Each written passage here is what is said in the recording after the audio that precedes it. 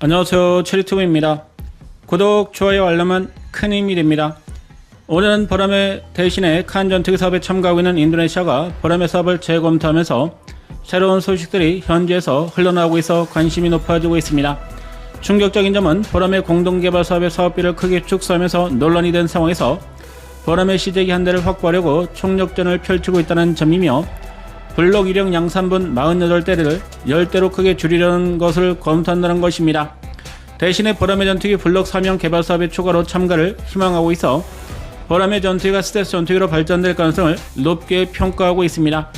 이 때문에 현재 시제기 도입을 두고 대한민국과 진행하고 있는 회담에서 쟁점이 추가될 것으로 보이며 이러한 점을 잘 활용할 경우 인도네시아 코를 꿰을 수 있을 것으로 보입니다. 긍정적인 점은 보람의 1형 사업으로 마무리되고 칸 전투기를 활용해 5세대급 전력을 구축하려던 구상이 삐걱거리고 있다는 점으로 대한민국에 대한 의존도를 높일 수 있다는 것이며, 악재는 48대를 도입하는 초기 물량이 24대로 반토막 나더니 다시 10대로 줄이겠다는 것으로 인도네시아가 도입 물량을 크게 축소할 경우 대체할 국가를 빠르게 찾아야 한다는 점입니다.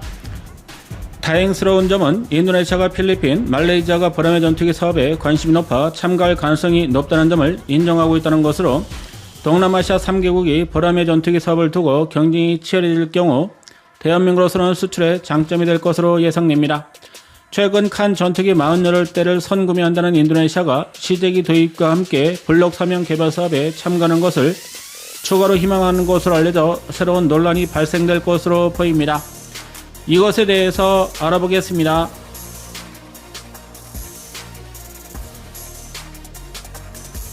6월 칸 전투기 도입을 위해서 10조 원이 넘는 대규모 비용을 투자할 것이라고 밝혔던 인도네시아로 인해서 보람의 전투기 사업이 터키로 대체될 것이라는 분석이 설득력을 얻었지만 아직까지 보람의 사업을 공식적으로 포기하지는 않은 것으로 알려졌으며, 어떻게 해서든 마무리하고 시제기 한 대를 확보하려는 행보를 보이고 있다는 것입니다. 이러한 상황에서 인도네시아는 필리핀이 최근 들어 보람의 전투기에 대해서 관심을 높이는 것에 껄끄러운 반응을 보이고 있으며 자신들을 대체할 것을 우려하는 것으로 알려졌습니다. 필리핀은 2026년 전투 배치될 보람의 성능에 주목하고 있으며 12대를 도입하는 사업의 유력한 후보 기종으로 평가 중이라며 마르코스 대통령의 군비 확대 정책을 통해 2030년까지 24대 이상을 갖추려고 한다는 인도네시아의 분석입니다. 그러나 인도네시아 공군력을 강화하기 위해서는 필리핀이 도입하는 블록 1형보다는 5세대 전투기로 완성될 블록 3형이 더 적합하다며 새로운 사업에 참가하는 것이 효과적이라는 주장입니다. 인도네시아는 방위사업청이 최근 5세대 전투기로 보라매를 개량하는 사업을 공식적으로 발표한 데 주목하고 있으며, 생각보다 빨라진 개발 사업으로 인해서 인도네시아 공군에 필요한 스텔스 전투기와 무인기 통합 사업이 본격화될 수 있다면서 개발이 느린 칸 전투기보다 주목도가 높아질 것이라는 분석입니다. 한국이 보람의 전투기의 공대고 임무뿐 아니라 공대지 임무를 빠르게 개발하려고 하는 상황에서 최근에는 스텔스 전투기로 개량하기 위해 내부 무장창과 기술들을 추가로 확보할 것으로 알려져 이러한 점에서도 인도네시아가 주목하는 것으로 알려졌습니다. 현지에서도 터키에서 개발하고 있는 칸 전투기를 선구매한 것도 스텔스 전투기를 빠르게 확보하려는 정책으로 인해서였으며, 공동 개발을 진행하고 있는 대한민국이 보라매를 스텔스 모델로 완성할 경우 인도네시아에서도 주목을 할 수 있다는 것입니다. 인도네시아 국방부에서도 한국의 빠른 개량 사업에 대해서 환영하는 입장이며 스텔스 전투기 도입을 우선적으로 고려할 것이라는 주장입니다.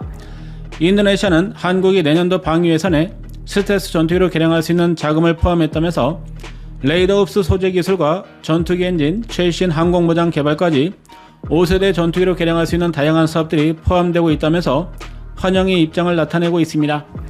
대한민국이 보람의 블록 3형을 완성한다면 이는 F-35 전투기와 동등한 수준으로 발전되는 것이라면서 미국이 인도네시아에게 판매를 거부한 스텔스 전투기를 도입할 수 있는 조례의 기회가 될 수 있다면서 기술 이전까지 받을 경우 현지에서 대량으로 양산하는 것도 가능해 미래 공군 전력을 빠르게 확대할 수 있다는 주장입니다.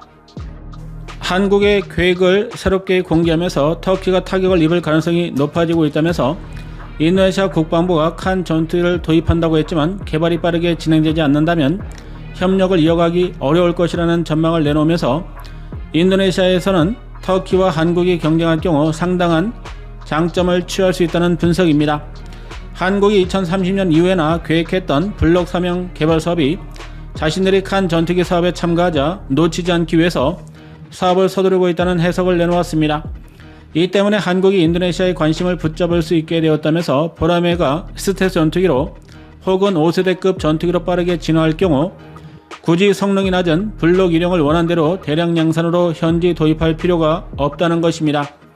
인도네시아가 기본형 보라매 48대를 생산할 경우 차후에 공대지 능력을 갖춘 블록 2형으로 개량이 가능하지만 스텔스 성능을 갖춘 블록 3형으로 개량하는데 많은 비용이 소모될 것이며 작전에 미리 배치된 상황에서 전력 공백이 길어질 것이라는 우려를 내놓았습니다. 이러한 이유로 블록 1형 양산을 열대로 마무리하고 블록 3형 개발 사업에 빠르게 참여해야 한다는 주장입니다. 대한민국과 시제기한대를 공급하는 방안을 놓고 내년까지 협상이 이어질 것으로 알려진 가운데 충분히 이러한 주장을 관철시킬 수 있다는 것입니다. 스텔스 전투기로 완성될 블록 3형에 인도네시아가 대규모 자금을 투입한다면 대한민국에서도 이를 마다하지는 못할 것이라는 주장입니다. 여기에 동남아 국가 중에서 필리핀과 말레이시아가 보라매 사업에 관심을 높이고 있지만 인도네시아만큼 대규모 예산을 투입할 능력이 없다면서 여전히 한국에게는 인도네시아가 중요한 파트너라는 주장입니다. 그러면서도 최근 말레이시아와 필리핀이 보라매 사업에 관심을 보이는 것으로 알려져 신경을 곤두세우고 있습니다. 인도네시아 언론들은 필리핀이 보라매 전투기 사업에 관심을 보였지만 최근 말레이시아도 추가적인 관심을 높이고 있다면서 F-60 경 전투를 추가로 주문한 필리핀과 함께 말레이시아도 기존에 도입하는 물량을 늘리는 방향으로 움직이고 있어 이러한 정책이 보라매 사업으로까지 이어질 수 있다는 분석입니다.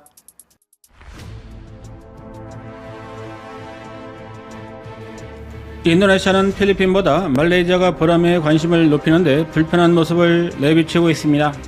말레이시아가 수이 30과 호넷 전투기 구형을 대체하기 위해서 쿠웨이트에서 중고로 들어오르던 전투기 사업이 폐기될 것으로 알려지면서 보라매 전투를 유력한 후보 모델로 검토하고 있다는 점에 주목하고 있습니다. 이를 위해서 18대를 주문한 F-60 경 전투를 추가로 주문해 전력 공백을 메우고 한국 공군에서 전력화할 경우 후속으로 생산되는 물량을 빠르게 도입할 것이라는 분석입니다. 말레이시아 사업에 빠르게 대응하기 위해서 대한민국에서도 공대지 임무 완성을 2027년으로 잡아 1년 반이나 빠르게 개량 사업을 진행하려 한다는 것이며 이렇게 할 경우 필리핀까지 도입할 가능성이 높아 인도네시아에게도 부담이 될 수 있다는 것입니다.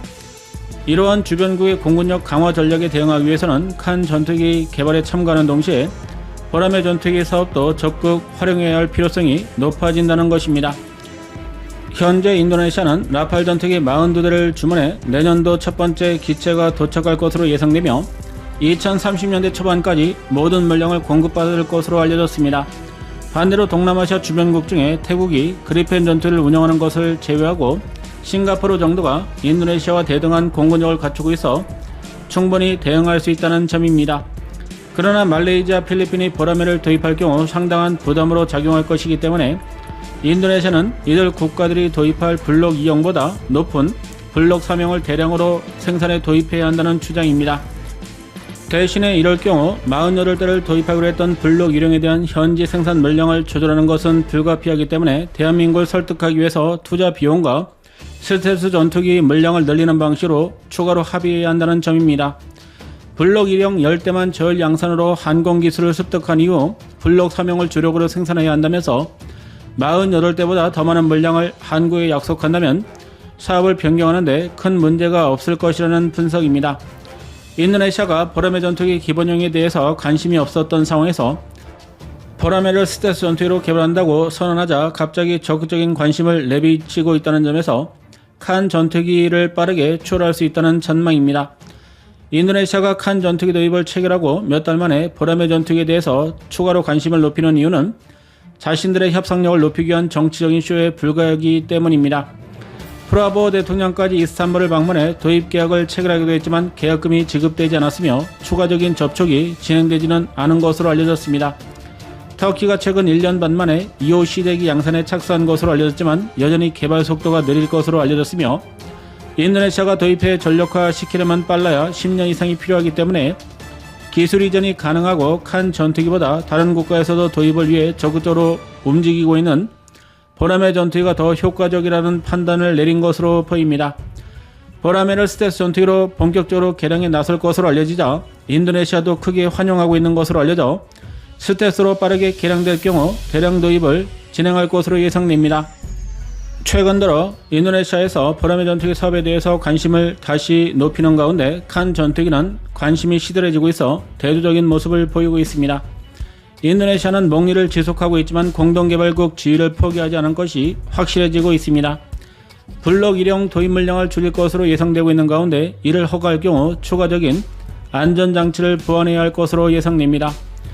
영상 시청 감사합니다.